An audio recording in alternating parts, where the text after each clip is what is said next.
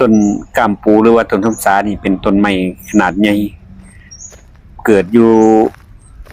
นำสถานที่ที่สำคัญต่างๆบ่ว่าจะเป็นสถานที่ทางโบราณคดีหรือว่าสถานที่ทางด้านพระพุทธศาสนานำวัดนำสถานที่สาธารณะทั่วไปเพิ่นนิยมปลูกไว้เพราะว่ามันเป็นโฮมที่พี่น้องประชาชนทั่วไปหรือว่ามนุษย์เฮานี่ได้พักพิงอาศัยบ่ว่าสิเป็นสัตว์เลี้ยงก็ได้พักอาศัยได้นะครับเพราะว่ามันมีลักษณะพิเศษคือกิ่งก้าน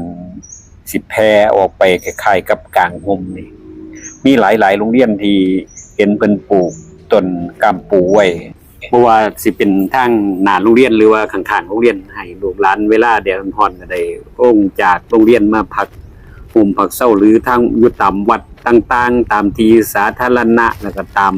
สถานที่สำคัญทางประวัติศาสตร์ต่างๆนี่มีหลายนะครับพี่น้องไปทางใดก็เบิ่งได้นะครับต้นกามปูหรือว่าต้นทำสาขอบคุณที่ติดตามขอบคุณครับ